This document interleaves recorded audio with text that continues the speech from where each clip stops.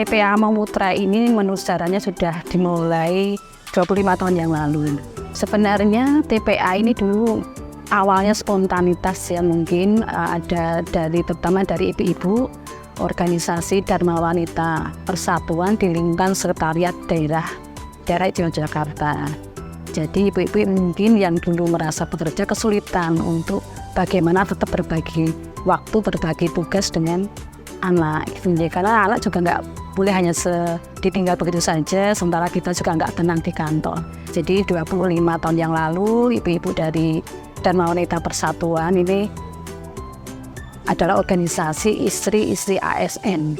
Jadi mereka merasakan bagaimana kita menjadi ASN, seperti saya juga suami yang juga bekerja sebagai ASN. Nah, dalam lingkungan sekretariat daerah ini kita mencoba untuk memberikan wadah yang dikelola langsung waktu itu oleh ibu-ibu anggota Dharma Wanita Persatuan sekretariat daerah Jakarta. Istilahnya bekerja atau bermitra juga dengan Biro Umum Humas dan Protokol dalam lingkungan kepelatihan, karena kita berada di sana. Kemudian untuk pengelolaan juga kita diberikan fasilitas oleh Dinas Pendidikan Pemuda dan Olahraga DIY malahan itu untuk PMTAS Pakan, kemudian juga untuk tendiknya, meskipun masih ada beberapa yang perlu kita tingkatkan.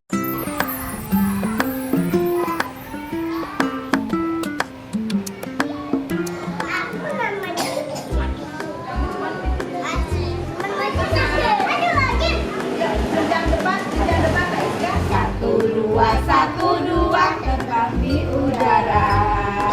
Ayo bisa. Periksa dulu namanya.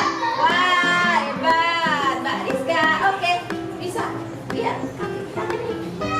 Silakan. Silakan semuanya. Silakan masuk. Kemarin hari Senin anak-anak sudah upacara lalu main bola. Hari Selasa kemarin anak-anak apa ya? Oke.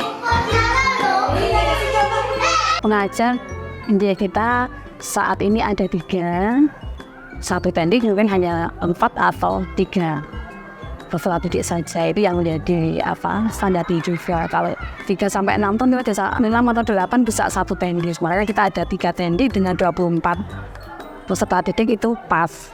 Kalau secara kurikulum kita juga sama dengan yang TK ataupun PAUD yang lain, yaitu dengan HI, Paut Holistik Integratif gitu. Jadi memang kita memberikan kebebasan bagi anak-anak untuk mengeksplor diri, tentunya dengan situasi yang menyenangkan karena mereka masih anak-anak. TPA Amangputra ini memang lebih spesial atau istimewa. Kenapa? Karena memang TPA Amangputra ini berada di komplek perkantoran Pemda DIY. Kemudian peserta didiknya juga anak-anak dari ASN yang ada di Pemda DIY. Kemudian masuknya atau jam kerjanya juga istimewa karena mengikuti jam kerja orang tua mereka. TPA yang lain mungkin hanya dari jam 8 sampai jam 12. Nah, kita sama dari pagi kita kelas, kemudian dengan berbagai kegiatan, kemudian nanti kita makan siang, setelah makan siang mungkin masih sedikit main-main. Setelah itu kita bubuk siang nih. Nah, bubuk siang ya antara jam 1 sampai jam 3 lah sih, jam 3. Nah, jam 3 mereka bangun, kemudian kumpul lagi ya, kadang ngetes, cerita dan sebagainya, baru nanti setelah itu mandi sore. Jadi ibu atau orang tua, ayah bunda atau orang tua menjemput itu si anak sudah dalam kondisi yang bersih lagi.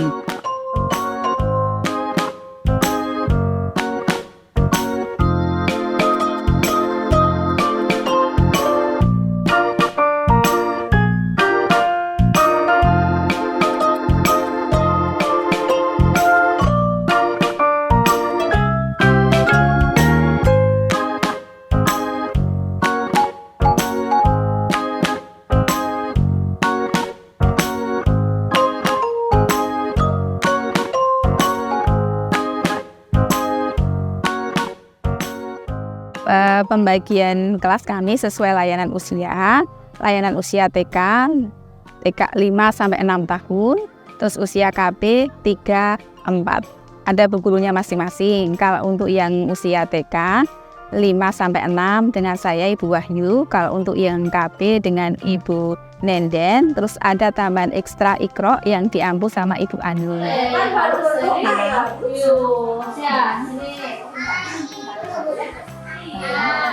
Kemarin Bu Deden berpesan anak-anak membawa tidak boleh membeli air apa sementara? Mari kita berdoa. Ayo, sikap berdoa. Bismillahirrahmanirrahim. Jadi sistem pembelajaran di tempat kami masuk jam belajarnya memang dari jam 8 sampai jam 4 sore. Tapi untuk pembelajaran berlangsung dari jam 8 pagi sampai jam 12. Itu terbagi atas motorik pagi, itu dari jam setengah 9 sampai jam 10. Terus dari 10 sampai setengah 11 itu dipotong snack time. Kemudian nanti dilanjutkan dengan kalau ada ekstra ikro itu seperti itu. Terus kemudian kalau jam dilanjutkan setengah 12 itu makan siang ya.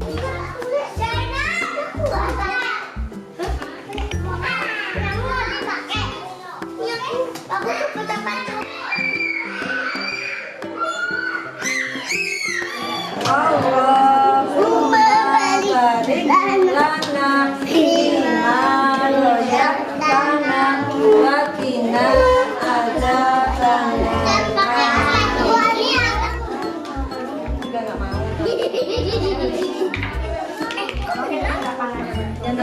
Kemudian untuk jam 12 karena setelah beraktivitas supaya anak-anak nanti merasa nyaman tidur, biasanya kami mengadakan toilet training. Jadi mengajak anak-anak semua diajak di toilet training. Kemudian saat jam 12 selesai toilet training, anak-anak akan diajak tidur sampai nanti jam setengah 3 sampai jam 3 sore.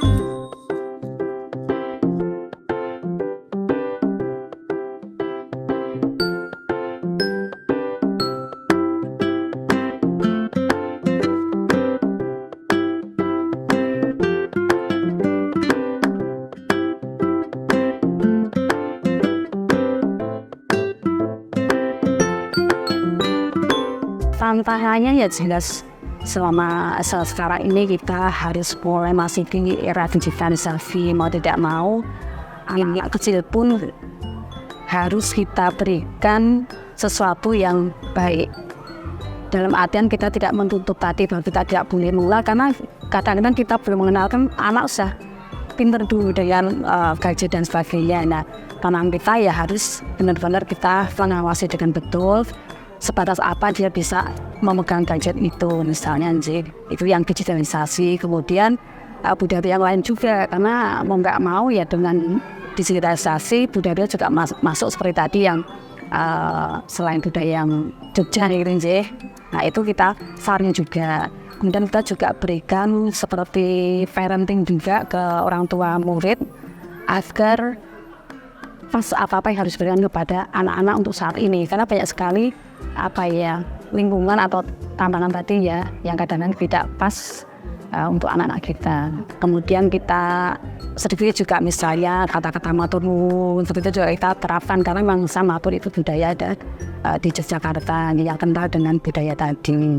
Kemudian kesantunan juga, saya pun sebagai pengelola juga berusaha untuk memaksimalkan apa yang jadi harapan mereka, terutama harapan anak-anak juga mendapatkan pengasuhan yang baik dan juga mendapatkan edukasi pembelajaran yang baik juga. Dan tentunya orang tua peserta juga berharap apa yang dia berikan ke kita, kepercayaan yang diberikan ke kami Isya juga berbuah kepuasan bagi mereka. Jadi mereka juga bisa bekerja dengan tenang, anak-anak juga mendapatkan apa yang menjadi kewajiban atau haknya anak untuk didapatkan. Dan harapan saya tentunya ya TPA Maumputra bisa lebih maju lagi, bisa lebih besar lagi, kemudian muridnya juga lebih banyak lagi. Hanya mungkin juga salah satu tantangan kita tempatnya yang masih kurang memadai, kalau itu harus bertambah banyak pesertanya.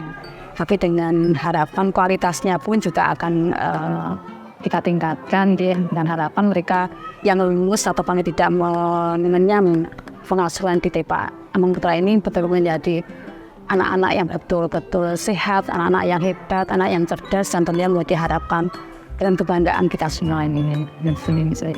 Harapan saya semoga TPA Amang Putra ini sebagai rumah kedua dari anak-anak kita yang mungkin sebagian dari orang tua wali murid ini bekerja.